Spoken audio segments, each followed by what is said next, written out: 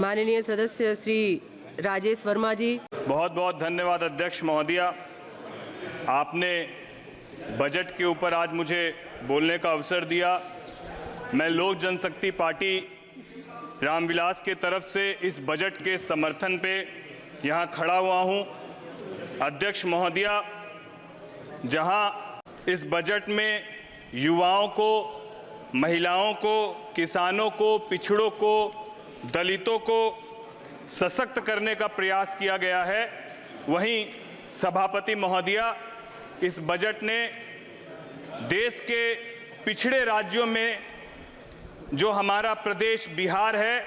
उसको विकसित राज्यों के बराबर खड़े होने की जो ताकत दी है, इसके लिए मैं प्रधानमंत्री आदरणीय हमारे देश के प्रधानमंत्री और वित्त मंत्री जी का धन्यवाद देता हूं। सभापति महोदया,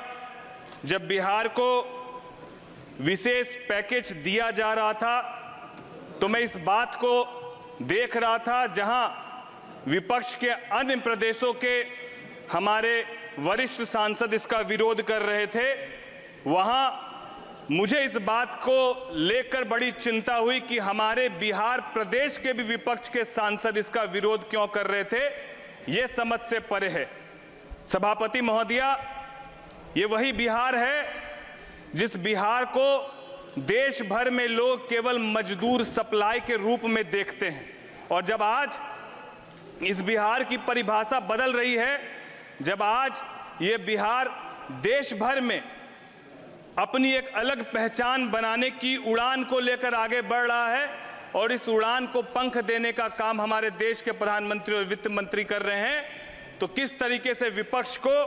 विपक्ष के प्रदेश के हमारे विपक्ष के सांसद महोदय इसका विरोध कर रहे हैं, यह स्पष्ट करता है कि इनको बिहार से और बिहारियों से कोई लगाव नहीं है। इनको मतलब केवल और केवल राजनीति करने से है। इसीलिए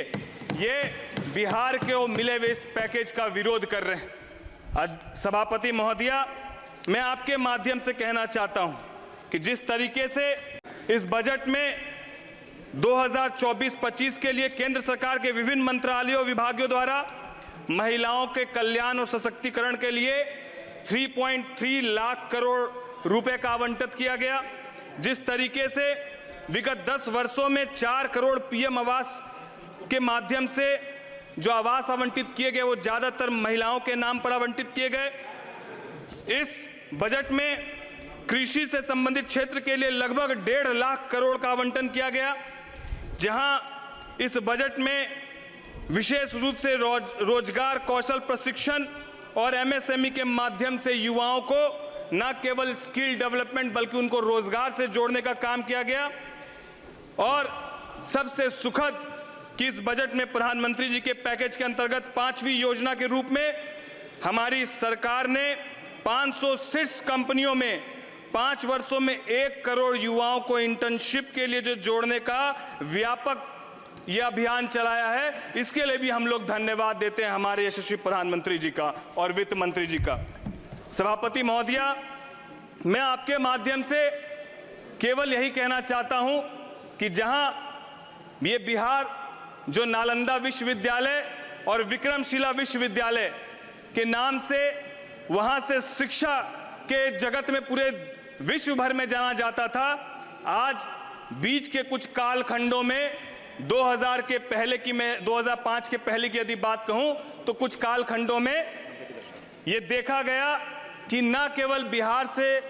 लोग बाहर मजदूरी के लिए पलायन कर रहे थे बल्कि व्यापारी वर्ग भी बड़ी आबादी में पलायन कर रहा था। आज ये सौभाग्य है कि हमारे बिहार के माननीय मुख्यमंत्री नीतीश कुमार जी के नेतृत्व में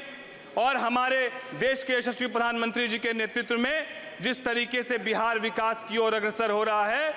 जिस तरीके से बिहार में पलायन रुक रहा है और उद्योग की संभावनाएं बढ़ रही है, बिहार को मिले इस विशेष पैकेज से न केवल एक्सप्रेसवे बनेंगे, न केवल एयरपोर्ट और अस्पताल बनेंगे, बल्कि उद्योगीकरण के लिए भी बिहार अब अपने आप को अग्रतर आगे बढ़ा रहा है। और जब उद्योग लगेंगे तो बिहार के लोग बिहार में ही रोजगार करेंगे। मैं साथ ही साथ सभापति महोदया आपके माध्यम से कहना चाहता हूं, विपक्ष के हमारे बहुत सारे साथी बार बार एक शब्द का इस्तेमाल कर रहे थे और वो शब्द हिंदुओं को हिंसक कहने की बात हो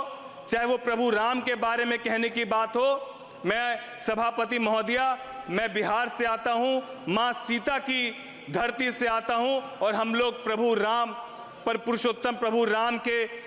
दिए हुए बताए गए मार्गदर्शनों पर चलने वाले हम लोग हैं। और मैं बता देना चाहता हूं, जो हिंदुओं को हिंसक कहते हैं, अगर आपको हिंदू और राम की परिभाषा जाननी है तो मैं सिर्फ 4 पंक्ति से आपको परिभाषा बताना चाहता हूं। शांतम शाश्वतम परमयम नघम निर्वाण शांति प्रदम ब्रह्मा शंभु फनिंद्रेशम निशम वेदांत वेगम विभुम रामाख्यम जगदीश्वरम सुरगुरुम माया मनुष्यम वंदे हरम रघुवरम भूपाल चूड़ामणिम। इसका अर्थ है कि हमारे प्रभु श्री राम शांत है, सनातन है, सभी को साथ लेकर चलने वाले हैं, और यही परिभाषा हमारे प्रभु राम की है, और यही परिभाषा हिंदू की है। हिंदू हिंसक नहीं है, हिंदू शांत है, और बिहार सबको लेकर साथ चलने की परिभाषा पर विश्वास रखता है। मैं यही उम्मीद करता हूं आप सबसे भी, सभी प्रदेश के हमारे विपक्ष के साथी से भी, कि आप प्रगति करें। इससे बिहार को कोई कोताही नहीं है, इससे बिहार को कोई परेशानी नहीं है। लेकिन बिहार भी जब पिछड़ेपन से विकास की ओर अग्रसर हो रहा है,